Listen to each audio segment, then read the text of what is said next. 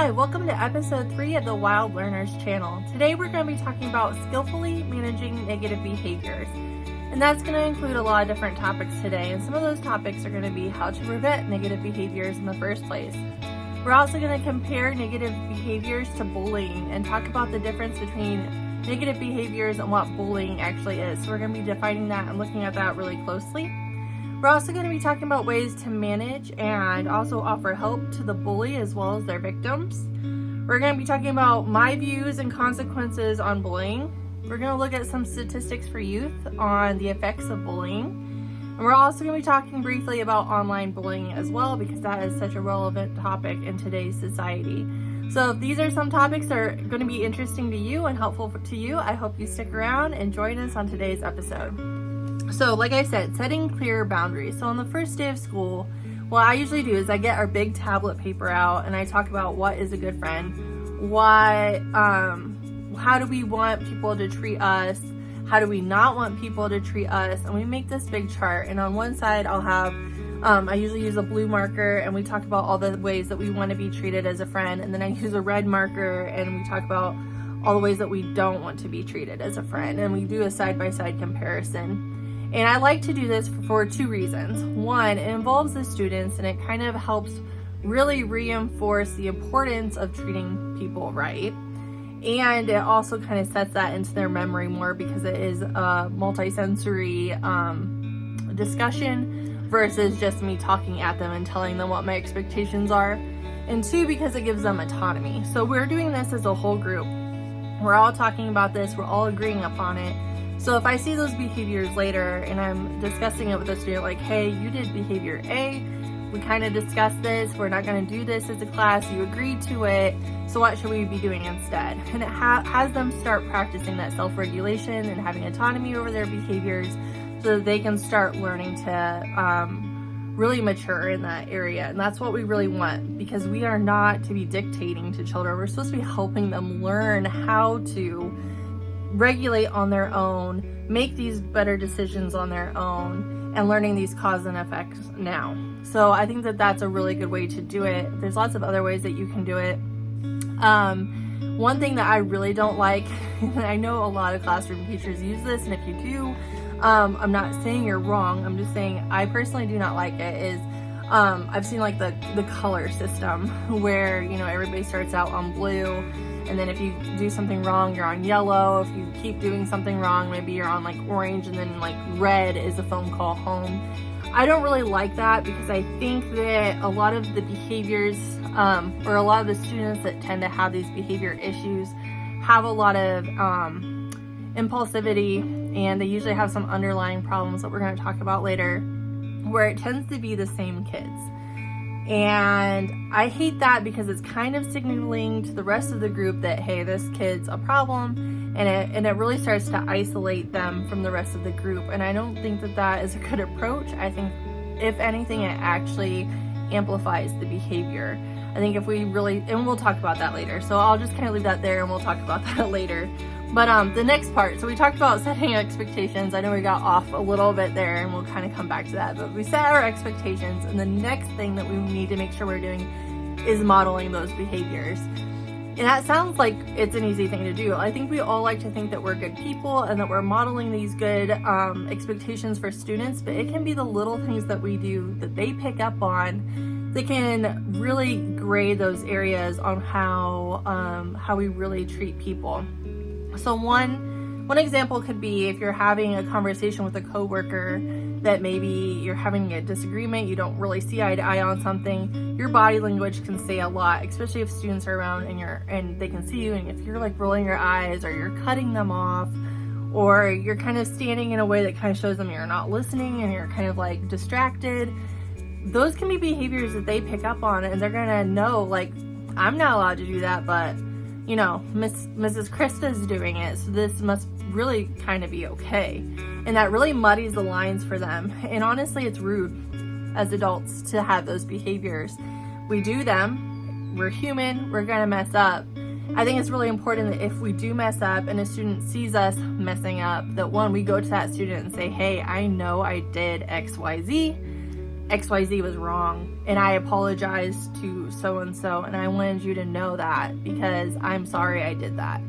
And really holding ourselves accountable too. If we're gonna hold students accountable, we gotta hold ourselves accountable. If we're gonna have expectations for students, we need to have those same expectations for ourselves.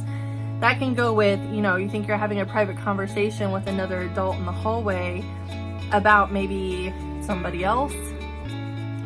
There are always kids around. They're always listening, especially to their teachers, right? They want to know what's going on, especially if they can tell that you don't want them to know what's going on. They're going to try even harder. And so it's really important that we don't do those things. One, we shouldn't anyway. And two, we're not modeling the expectations that we have for them. So that was kind of my caveat to that. We need to have those clear expectations, but we also need to make sure that we are holding ourselves to the same standard that we're asking students to hold themselves to. Consistency and firmness. Excuse me, I've been fighting a cold this week. Consistency and firmness is also a really important topic that I want to talk about. I think the bullying is a huge pandemic, and I don't use that term lightly. In my 15 years of teaching, I think it's very evident that the way that adults and the way that children are treating each other is not getting better. It's getting way worse. And I think there's a lot to do with that. I think there's multiple layers. There's definitely not that sense of community anymore. I think that COVID played a part in that. I think that social media and just, internet in general has kind of caused us to isolate ourselves more. And that can cause some problems in the way that we interact with one another. And I think that it's really important that we address this now and that we start trying to correct it before it continues on into the next generation. And one way that we can do that is being consistent and firm. So my students know that the way that they treat each other is the most important thing in my classroom. That's more important than our reading time. It's more important than our math time. It's more important than the STEM activities that we're doing. Like, they know that if I see some behaviors that are not matching the expectations that I have for our classroom, we're going to stop what we're doing and either have, community time and talk about it, or I might stop my lesson and have the other students like, hey, I need you guys to pull out your reading book for a minute. And I might take that student outside the classroom and have a conversation with them right then and there. It's important to not wait. One, if you wait, there's a good chance you're going to forget about it. And two, if you wait, it can cause tensions between whoever's involved in this situation to grow and actually make the problem worse later on. So you need to address it right away. But with that said, I think it's really important that we don't confront students in front of their peers. So this kind of goes back to that behavior color chart that I was talking about. It is that I think that a lot of the students that have these behavior problems that we're seeing usually have some underlying reason why. It could be that they have trouble with, impulsivity. They might have trouble with, other self-regulatory issues, or, there's some needs not being met at home. But if we consistently call these students out visually in front of the group, that's going to continue to isolate them. Those other children are going to be like, oh, he's a bad apple, and he might actually be the target of some bullying, or she. And I think it's really important that we don't do that. I think it's really important that students know that, like, we're in this together. We're going to treat everybody the same, and that we're not isolating one another, and making sure that we are showing the same kindness to one another, even if they're making bad choices. And this is important because isolation is actually a big reason why a lot of kids bully. They don't feel accepted by their peers. Maybe they're performing low academically and they're embarrassed. So instead of having to be forced to do this work that they can't do, or, read out loud, and not be able to read as fluently as maybe some of the other kids are, it's a lot less traumatic for them to actually get in trouble. So they'll act out, they'll do these things. And I think that it's really important that we're not continuing to isolate them even more by calling them out in front of their peers. I think that another important thing is staying calm. So as adults, one of our expectations is that we don't scream and yell at each other. And so I think it's really important for you as a teacher to also not yell or raise your voice at students. And sometimes that can be hard, especially if there is something going on like maybe physical aggression or even verbal aggression that maybe they're screaming and yelling. It's really important for us to not scream and yell, because then we're not meeting that expectation as well. I also think that yelling kind of indicates to kids that you have lost control of the situation. And so being able to stay calm, have your plan in place, know how you're going to deal with it, that's going to show them that you're in control, that you are on top of it, and that you're modeling for them the way that they should be confronting negative behaviors or problems as well. And then if all of these things don't seem to be working for you, or you're just having trouble making that disconnect, I think it's really important that you get support as a teacher. So find somebody that maybe has an amazing classroom management style, or maybe has some more experience, or maybe even, there's some great TED Talks. There's lots of YouTube channels that kind of just talk about these different things. And I would research them. It might take you some time implementing. You might have to implement a couple different things before you find the thing that works for you.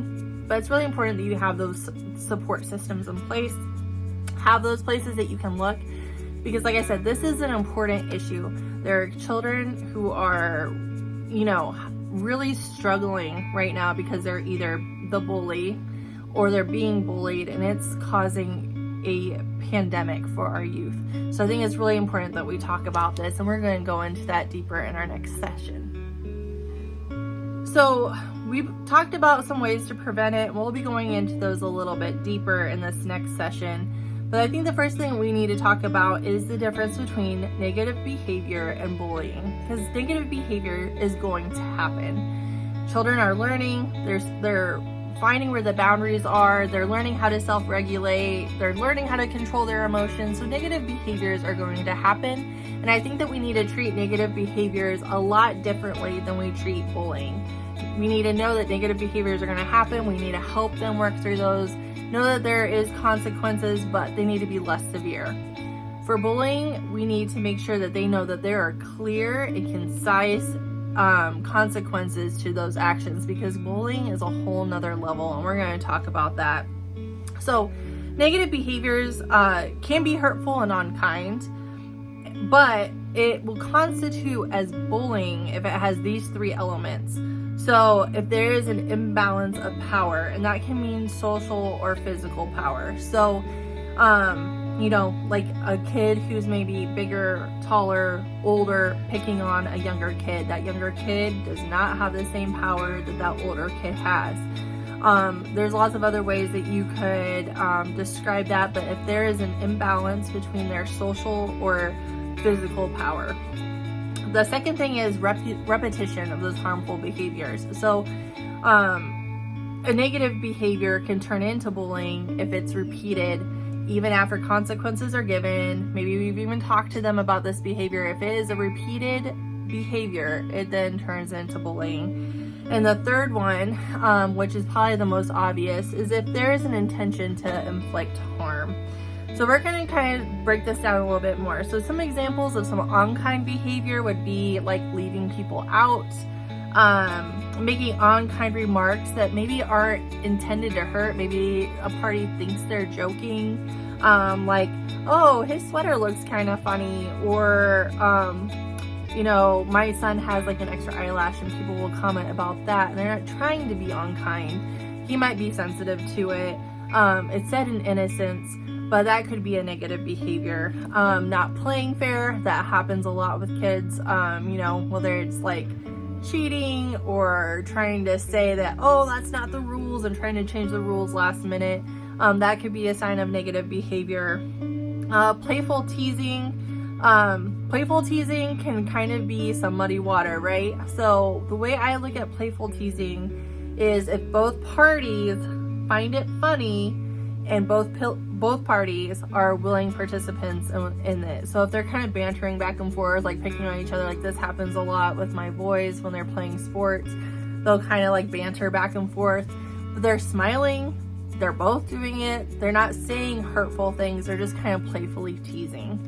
But that changes then when we talk about bullying. So for bullying, you're going to have this shouting and cursing. So that's going to be your verbal aggression. There's going to be persistent negative attacks verbally, and that includes open criticism. So this is one thing that I will not allow in my classroom. So if we do see a friend struggling, we're not calling them out and being like, oh, you can't do it, I got mine done already. No, we don't do that. That's openly criticizing someone that hurts their feelings, and that is bullying, because we're purposely putting them down. We know what we're saying is going to hurt their feelings, and so that's an example of bullying. Spreading rumors, you might get this with some of your older children. Purposely spreading things that are either true or untrue that we know if the person that we're saying these things about would be hurt by them, that's going to be bullying. Threatening, obviously that could be verbal threatening, physically threatening.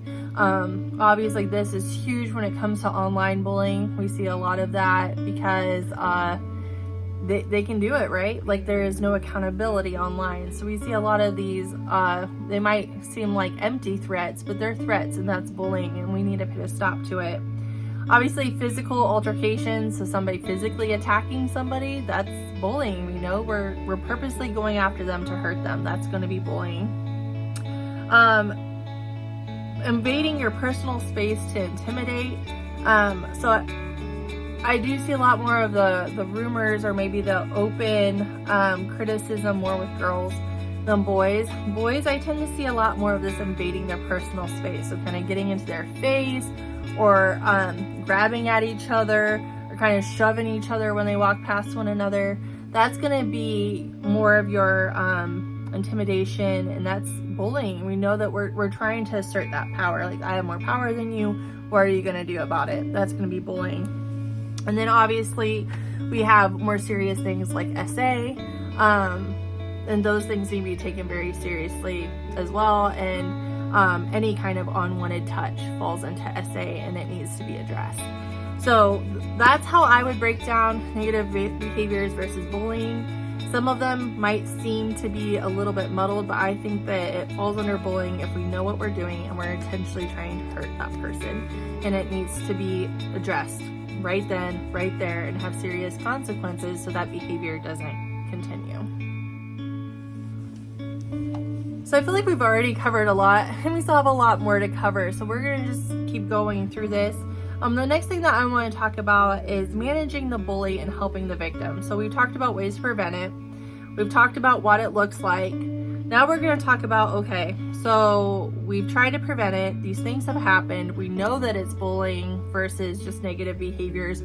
What do we do about it now? And so we're going to talk about the bully first, because I think that that's really the core of the problem, and that's where we need to start trying to make the most difference right away. So we need to respond to the individual. We need to state their wrong behavior, make sure it's clear, this is what you did, this is not right, this is why it's not right, and make sure that we're consistently enforcing those consequences. Depending on their age, we need to make sure that the repercussion adequately fits the behavior that they were doing. So if they're older, if we're talking about, physical assault, SA, things like that, I think it's really important that you get the law involved and that they know, like, hey, you can, have this happen to you because it's this serious of a problem. And, whether that's bringing the school resource officer in, whether that's calling, somebody yourself, because as a teacher, you're a mandatory reporter. And I think that more teachers probably need to practice that. We really need to be getting a handle on bullying. I think that you also need to, after you take care of the problem and make sure that they understand this is a serious issue, I'm not going to have any tolerance for this behavior. These are going to be your consequences because you knew what was going to happen if you made this decision and you did it. After they understand the importance of what they did, I think that it's really important that we don't just treat them like they're horrible people, but then come back to them and be like, okay, how can I help you? we need to really look at students, and I think we need to be doing this before these behaviors even get this bad. I think if we did this more as parents and educators, Sunday school teachers, pastors, if we were doing more of this before, I think a lot of these things wouldn't progress to where they are. And what I mean is, we need to be finding where their needs are not being met. Are these children coming from, homes where maybe they're not getting the attention they need? Maybe they're hungry. Maybe they have an underlying educational disability that we haven't seen, and maybe they're feeling really inadequate and insecure, and so we're seeing these behaviors. I think if we can spot these things a lot sooner, we're going to really stop a lot of these behaviors before they even get to the point where some of these have in today's culture. I think that even things that we might think is small, like I know with my kids, I feel like I'm a good mom. I feel like I spend a lot of time with my kids. They all are involved in, an activity of their choice, and they get to do those weekly. We do extra things with them. But sometimes even I will just be like making dinner or doing dishes or focusing on housework, and they will ask to spend time with me. I know when they're asking for it, they need it. And that might mean that, those dishes aren't getting washed, the laundry is not getting put away. And I think it's important that we listen to those cues from our kids.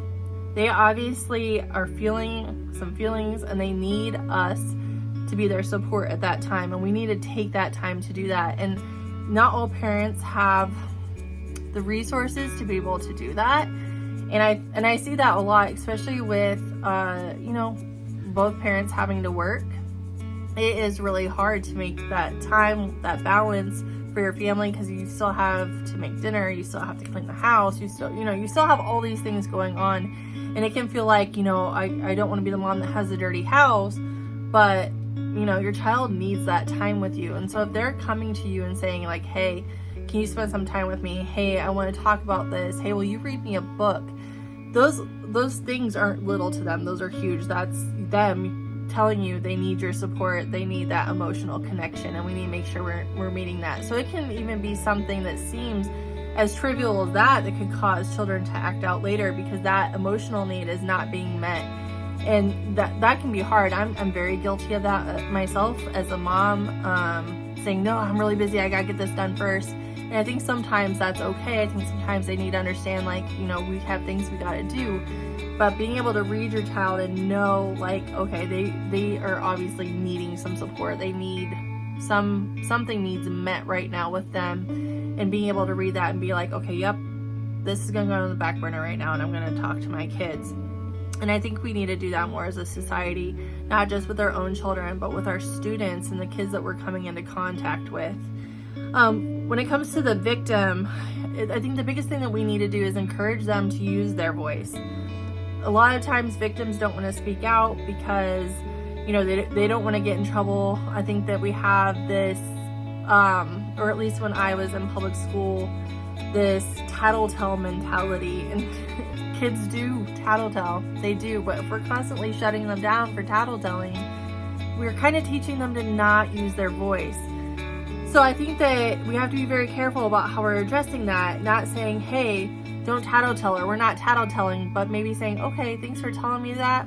I don't know if I'm going to address that right now. I'll address it later. If it's something that's maybe, more of a tattletale type thing, but not telling them not to tattletale, because then we're just telling them not to use their voice. Kids don't know all the time, what is worth a teacher's, oh, so-and-so's not sitting crisscross applesauce. Are you tattletelling? Well, was the rule that they have to sit crisscross applesauce? Probably. So that student thinks they're telling you something that was an expectation that, you set as a class, and the student's not following it. So what's going to be different if, student X hit student Y, but they got shut down last time, but an expectation wasn't being met? They might not share it. So I think it's really important that we don't use the words, don't tattletale, we're not going to tattletale, stop tattletaling. I think we need to be like, oh, thanks for telling me that. I'll make sure I'll talk to so-and-so about it, and just moving on. Honestly, it takes the same amount of time as saying, are you tattletaling? and you're addressing the information, you might get to a little bit later than if, they came to you and said, so-and-so is hitting so-and-so, but you're still telling them, like, I heard you, you're right, they're not meeting the expectation, I'll address it. And I think that's really important to make sure that they know that their voice can be heard and that you're gonna back that up. I think it's also important to tell them that, and this is part of our expectations of being a good friend, like if you see something, tell. So again, this kind of falls under, where you might get some of those behaviors that maybe aren't as serious, but if you shut them down, you might not hear about the ones that are. But telling people, if you see a friend that's getting hurt, or you're seeing behaviors between friends that aren't right, come to me. You need to tell me. And you need to tell me right now. And I think that that's really important. If there is a child that's being targeted by a specific person, I think it's really important that you tell them that they need to not be alone. I think it's really important that you make sure that they have a good group of friends, or that they're always in situations with other people, because bullies do look for those opportunities. Bullies don't want to get kicked out of school. Bullies don't want to have severe consequences, but they do kind of get that dopamine or that reassurance from, the behavior that they're doing, because, their own needs aren't being met. So I think it's really important that you tell them not to be alone, and that way if this situation does happen, you don't just have two sides of a story. You have multiple people that saw it and can tell you what really happened. I think like I said earlier, the other thing that you can do for victims and bullies is just being emotionally available for them. You need to make sure that you're listening, and they need to know that you're being authentic. I've seen lots of teachers be very authentic to victims.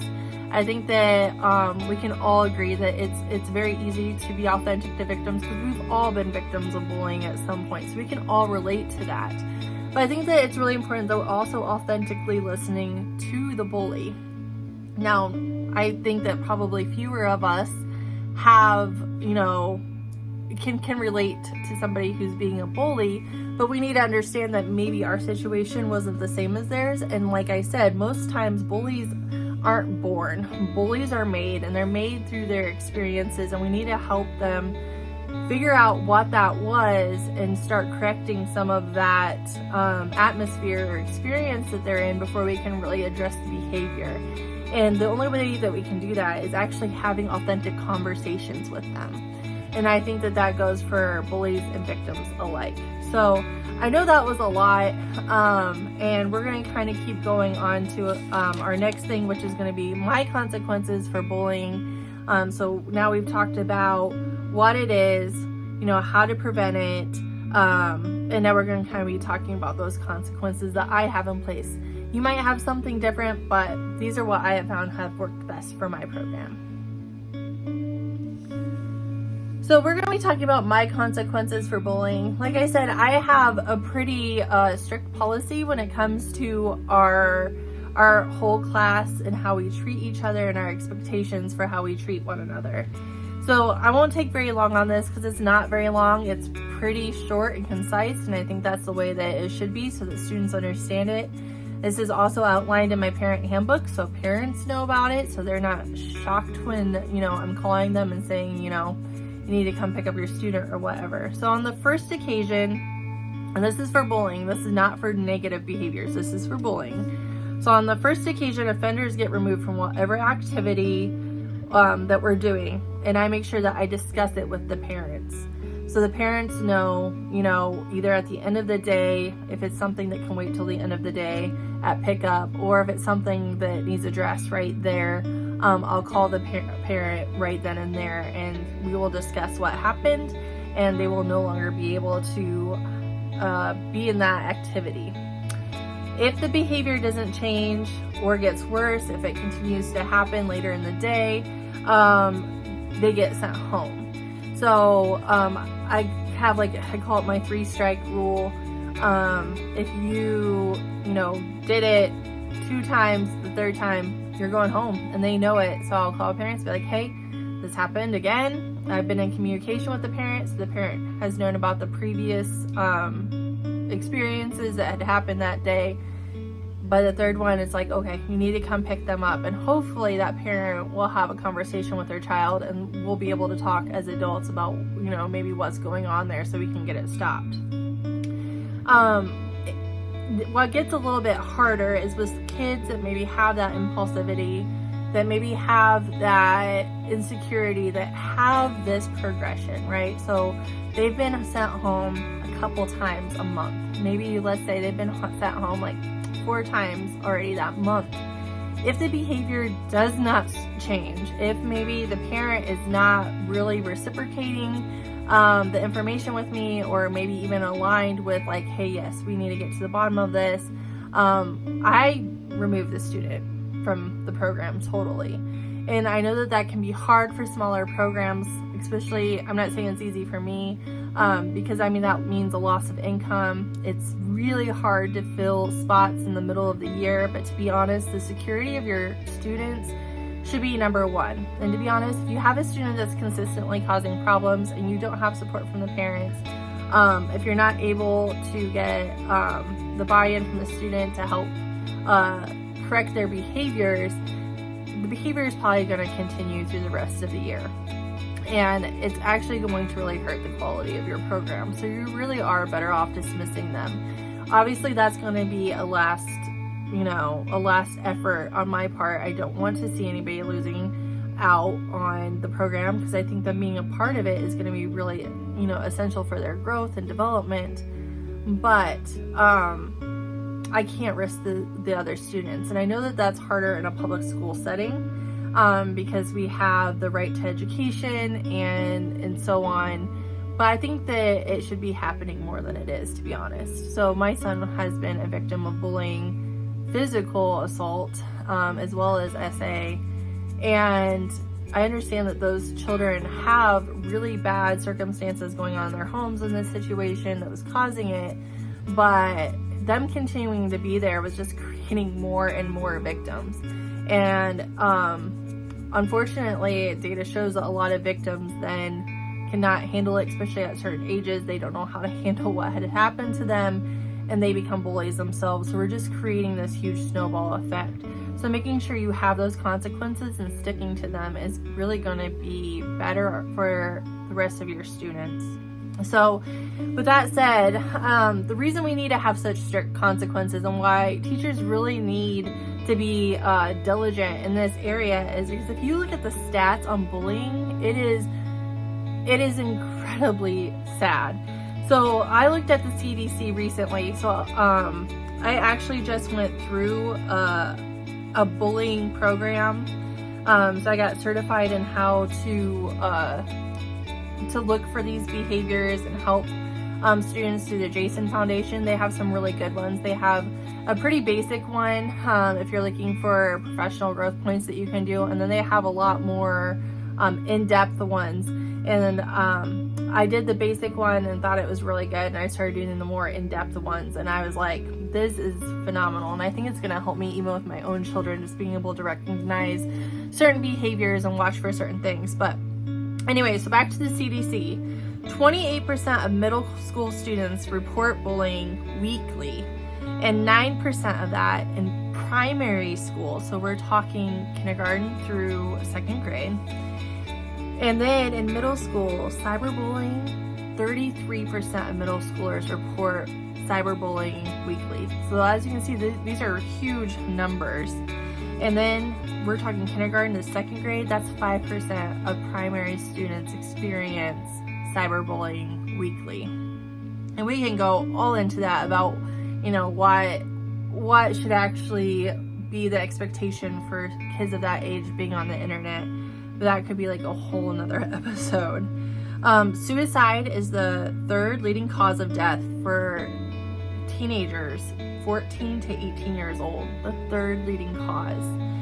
And most suicide, if you talk to students, it's usually because they're feeling isolated, they're being bullied, and they don't feel like they have anybody in their corner really helping them, and there's nothing they can do about it.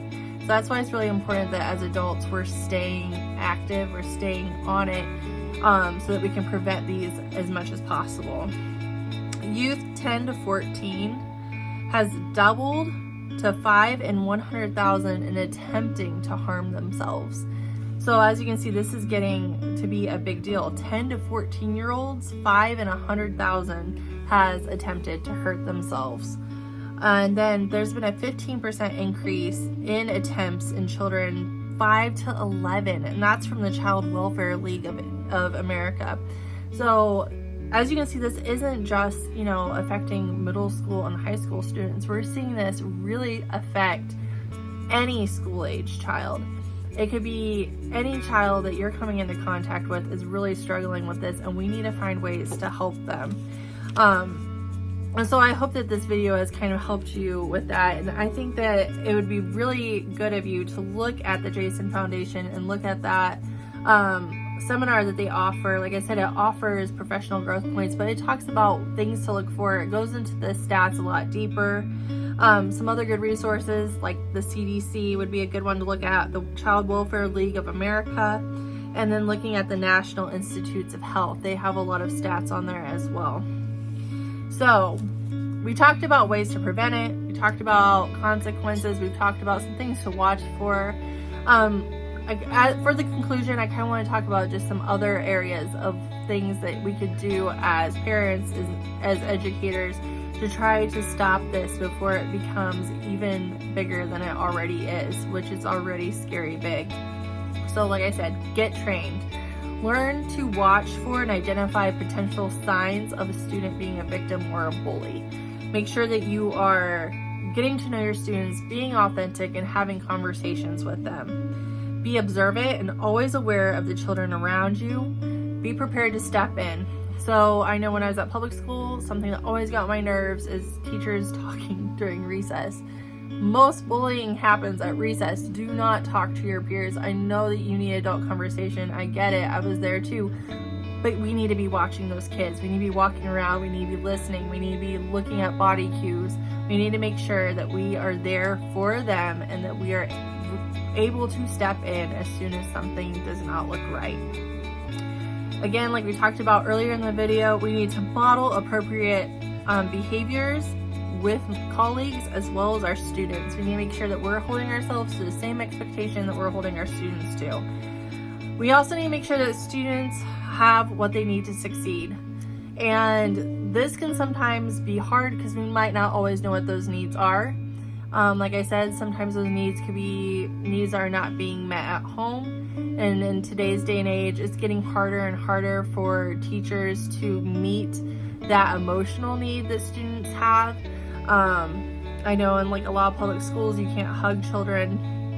You can't have any physical contact with children. And sometimes that's exactly what a child needs. So if you're not able to do that, maybe bring it to the administrator's attention and be like, hey, I really think this is what this child needs, and trying to find a way to meet that as best as you can in your building. Here, I don't really have that problem since I'm a private program. Even the children that are coming from great homes, they want to know you love them. They're spending their day with you. They're spending more time with you than they are their parents.